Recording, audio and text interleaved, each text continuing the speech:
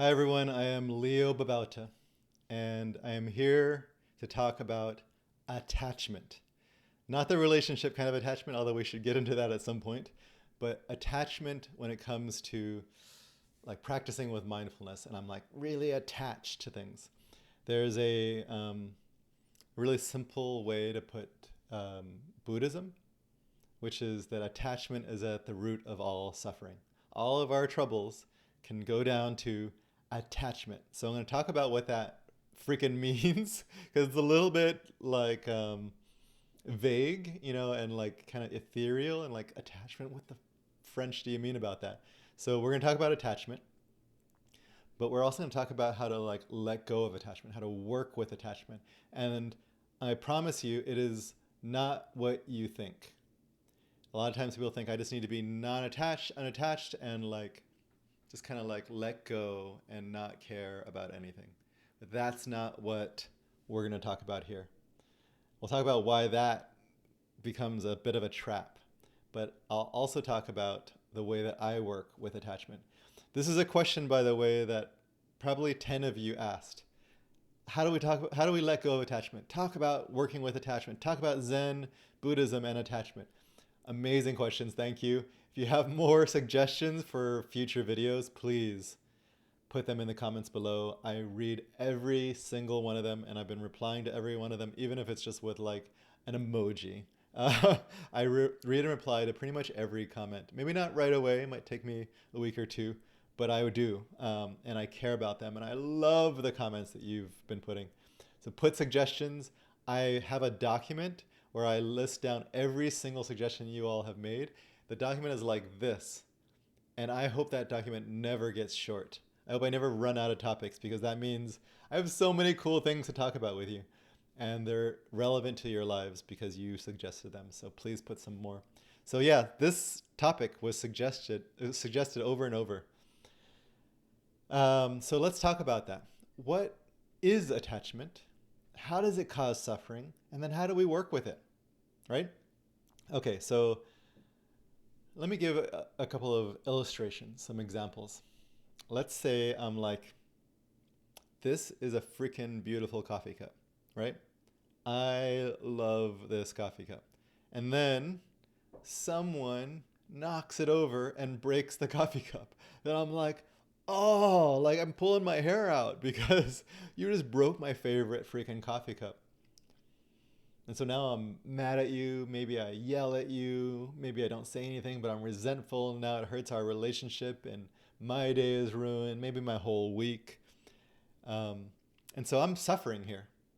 Maybe I'm causing some suffering with you as well. But I'm definitely suffering. And so, like, what caused that? Is it because you're a freaking jerkwad? Uh, is it because this cup inherently is so great that anyone would suffer? No, what caused that suffering was that I'm attached. I'm attached to this particular cup. I actually really like this cup. I got this from an artisan locally. Mm. And in this cup is not coffee, although often there is. Right now it's chai that I made myself. Some big freaking balls of, I think they're black pepper that I put in there. I put a few different spices in there, cinnamon stick. Anyway, I digress. So this coffee cup is beautiful, but I'm attached to it. What does that mean? It means I like it, sure. I desire it in some way. I'm like, I desire having this cup in my life. I desire having good things in my life. I desire having good people in my life. So I really want it. But it's not just that I desire it, which is just like a loving kind of like, ooh, I want some ice cream. Ooh. It's that I harden that desire into attachment. So I'm like, I'm not just like, ooh, I would actually like some ice cream. It's more like, oh, give me that ice cream. You could see in my fist and maybe even in my face and in my tone of voice, there's like a tightening around it. That's attachment. And it's like holding on like I can't let go. It's like, have you ever like hugged someone and so tight that you're like, I am never letting you go? That's attachment, right? It's not that just that you love them and that you're enjoying spending time with them and you care about them. It's that you cannot live without them. So we tighten our desire into attachment. It's not just desire. Attachment could also be attachment to something not being there. The absence of something could be attachment as well, which is something where, so like if I had an aversion, like if I'm like, coffee, coffee sucks. I don't want coffee to be in the same room as me. And then you bring in a huge steaming cup of coffee that's like putting its coffee aromas in my face. And I'm just like, oh, why did you put coffee in my face? And now I'm attached to not having coffee there because I have an aversion to it. Now, that was a little bit of a silly example, but all of us have aversions, right? You're like, maybe you have aversions to cigarette smoke in your face, right? Maybe you have aversions to, drugs or people driving bad or, certain politicians or the way some people act online. Whatever it is, we all have some aversions, right? It's like, oh, why did you do that thing? So it's this like, oh, I don't want it. I'm trying to push it away, which is, it's not holding on to something, it's pushing it away, but it's the same kind of tightness. I'm actually holding on to this thing that I want, which is my comfort zone. I want it to be the way I want it to be. You ever like go, like let's say you had your desk perfectly done and then someone came in and like moved things around and messed it up and you're just like, oh, why? I one time had a coworker a few jobs back, 5 jobs back. Someone kept touching his stapler and he just kept getting so mad about it. And then one day he freaking went berserk and started kicking things all over the office, like violent. Like he didn't hurt anybody, but like you think he could have. And that was him being attached to his things being his way. And you might think that's a bit like extreme, right? But actually all of us have that. When we start flipping out, we start getting reactive, it's because of some kind of attachment to things being the way we want them to be. And at the very root of it, we're not going to go too deep into this today, but at the very root of it, what we're really attached to is an idea of who we are. What we're really attached to is an idea of who we are. We have an idea of ourselves and we are attached to that. Now, I'm not going to go too deep into that, but a quick illustration of that is, like, let's say I want to have a coffee every day, right? Coffee, I don't know why I'm picking on coffee. I want coffee every morning. Now today I didn't get to have my coffee and I'm like irritable, not just from caffeine withdrawal, but just because like it just didn't go the way that I wanted to. Well, I'm attached to the coffee. What am I so attached to the coffee about, right? Well, I'm attached to the comfort. The coffee gives me comfort. It makes me feel comforted. And why do I need that comfort so much? We all want comfort, right? We all want things to be the way we want them to be, our comfort zone. We want to be in our comfort zone. Why do we want that? It's because we're worried we're not going to be okay if things are not our comfortable way. If we go into discomfort or uncertainty, if we go into chaos or the unpredictable, if we are feeling insecurity, we are worried about ourselves. And that always comes down to like what it's about. Our insecurity, and insecurity is not just like I'm an insecure person. It's just like I'm feeling some insecurity in the world right now. I don't feel secure about how things are.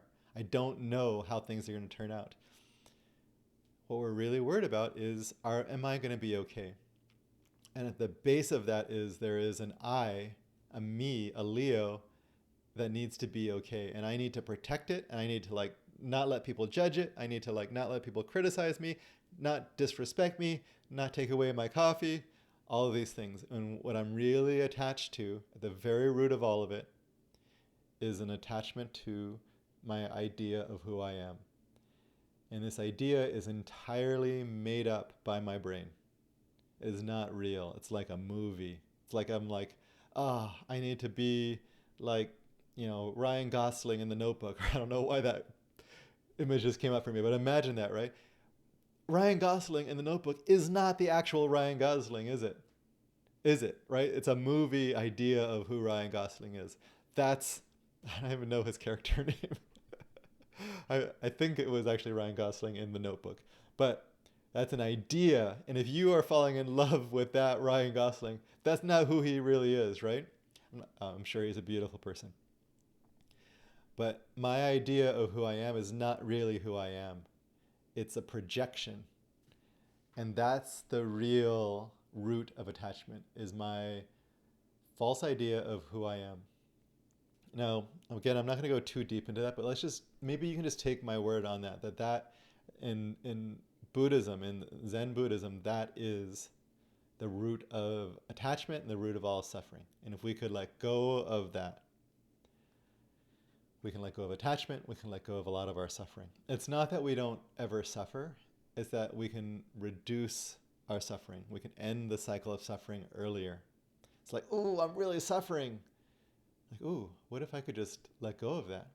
I don't really need that. I don't need my coffee today. I don't need this cup. I don't need my stapler to be in this exact same position. I don't need my comfort to be exactly at this level. Now I might need some comfort. I'm not saying we don't need comfort. But I don't need it to be exactly this way, because I can I can tolerate a bit of discomfort and uncertainty, a bit of chaos and insecurity. There's a limit to that, but we can usually do more than we think. And if we allow that, then our attachment loosens. So how do we work with this? Well, a lot of times people think, well, I just need to obliterate the idea of who I am, or I just need to obliterate all desire, obliterate all aversions, and then I have no suffering. No attachment, no suffering. That's not how it actually works. Because we are this beautiful thing called a human being.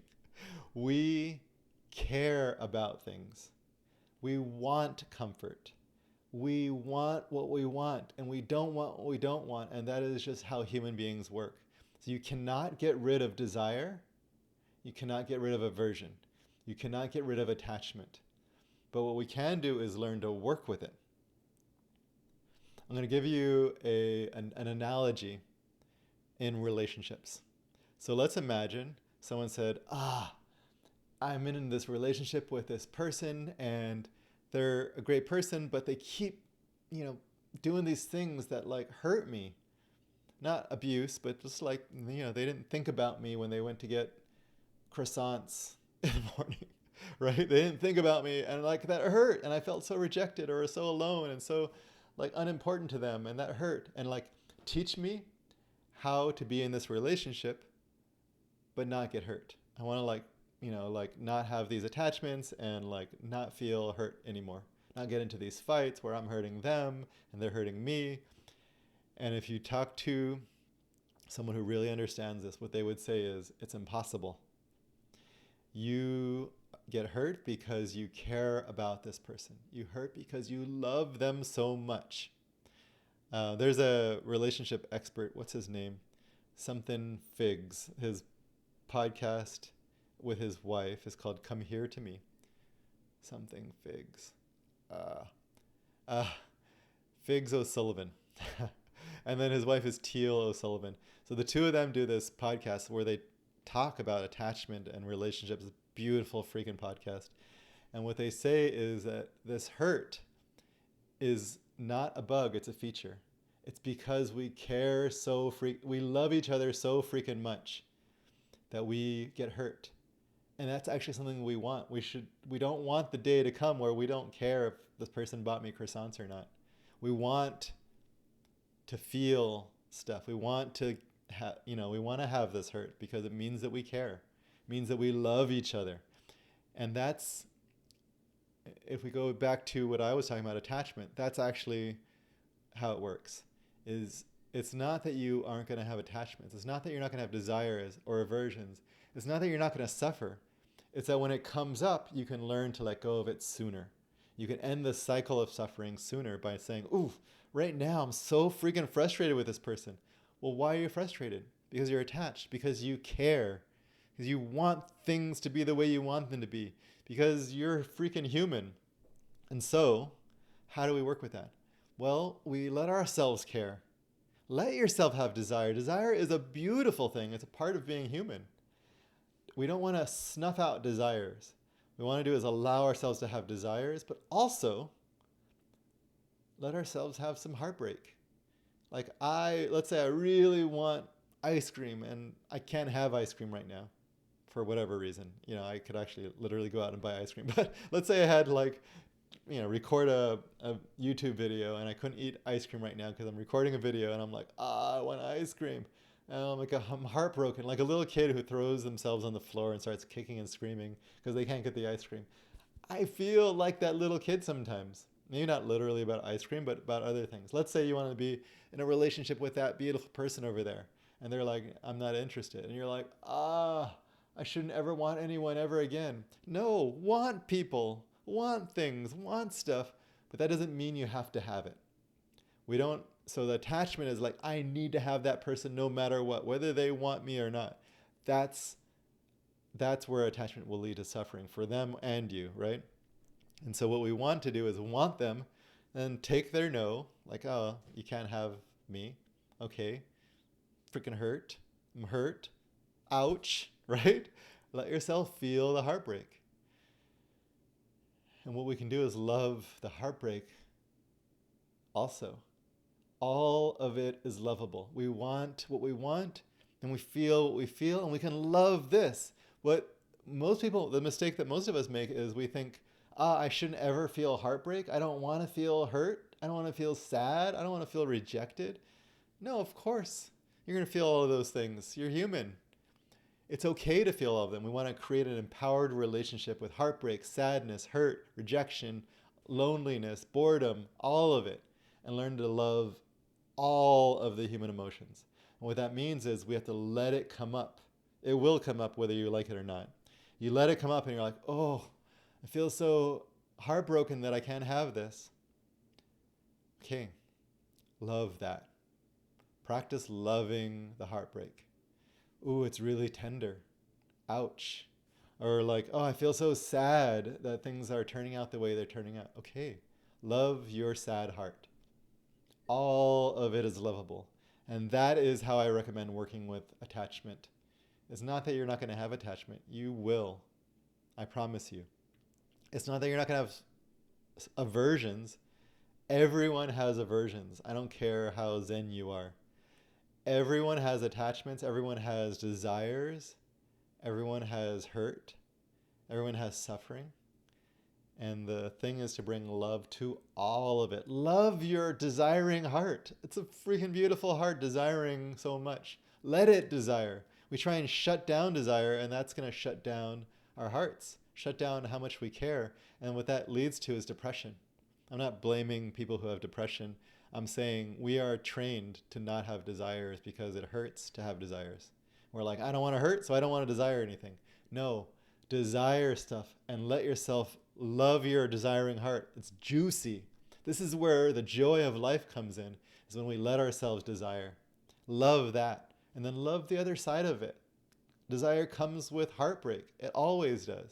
Like sometimes you're going to get what you want, but not forever. You might be eating the ice cream and you're like, oh, but it's going to be gone in a minute. Yeah, you got what you wanted and you're going to be still heartbroken that this thing is going to be gone soon.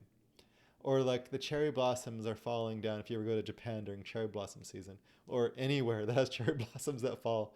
They're falling, and in this moment it's so poignant because they're so beautiful, and this moment is fleeting, and in a moment they'll be gone. This freaking snowfall phenomena of beautiful pink cherry blossoms or white cherry blossoms falling down just so beautifully. And you're looking up at them like your heart can break at how beautiful it is. But your heart breaks at how short-lived it is. And that moment captures desire, attachment, and heartbreak in one moment. And that's what we're talking about here. Love all of it, including your rejection, aloneness, hurtness, I suckness. Love all of that. And if you can learn to love every bit of it, the suffering will decrease. The cycle of suffering shortens and you get back to openness. Okay, that's what I've got for you around desire. I bet you this wasn't the an attachment. I bet you this wasn't the video on attachment that you were thinking it was going to be, but I hope that you found something useful in this. Comment below on what resonated with you, what you might practice from this, and what questions you might have, what objections you might have. Feel free. And I will talk to you later. Please like this video if you found something useful in it so that others can find it. It really helps the algorithm, so it helps spread the love. Subscribe if you want more of this, more Zen habits in your life, and then share it with others. I know, you hear that a lot in YouTube videos, but I actually really believe that if you share it with others, it's an act of love, and it will help me. It'll help this channel. It'll help others discover this in the future. Future versions of you, basically, will find this video because of your actions. I really appreciate it if you do take that. Thank you. Sending you all love. Bye-bye.